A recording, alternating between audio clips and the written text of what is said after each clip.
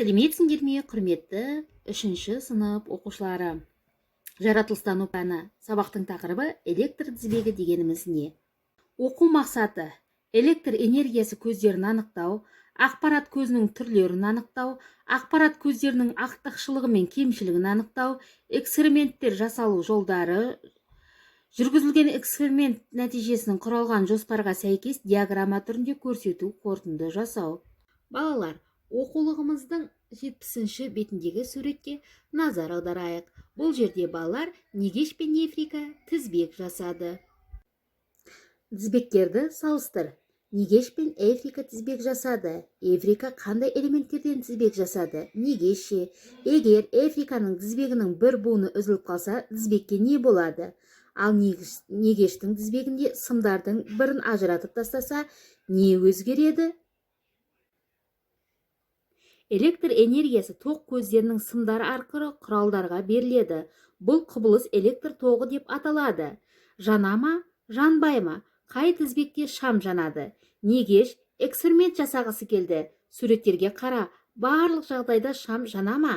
Анықта, өз жауабыңды түсіндір. Сен қандай тоқ көздерін білесің? Есіңе түсір. Суреттегі заттардың қайсы электр құралына, қайсы тоқ көзіне жатады? Тоқ көзіне тізбекке не үшін қосады? Есіңе сақта, электр тізбегі тоқ көзінен, кілттен, энергия тұтынушыдан және байланыстырушы сымдардан тұрады. Электр тізбегі қалай жұмыс істейді? Электр тізбегі қалай жұмыс істейтінін біледі. Қарапайым электр тізбегінің элементтерін көрсете отырып, сызба түрінде ұсынады. Үйіңде қандай электр құралдары бар? Олар жұмыс істеу үшін не керек? Электр құралдарын іске қосылу үшін не істеу керек?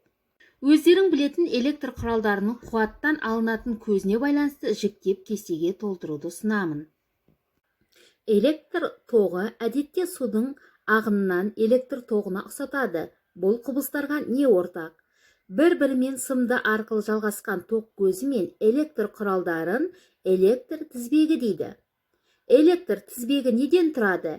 Сенің алдыңда қарапайым электр тізбегі тұр. Ол қандай заттардан тұратынын ата. Тұрмыста электр тізбегінің қай жерлерден кездестіре аласың? Электр тізбегі неден тұрады екен? Электр көзінен, кілттен және шамнан тұрады екен балалар. Жарайсыңдар балалар, сұраққа жақсы жауап беріп жатырсыңдар. Сабақтан алған әсерім, кері байланыс.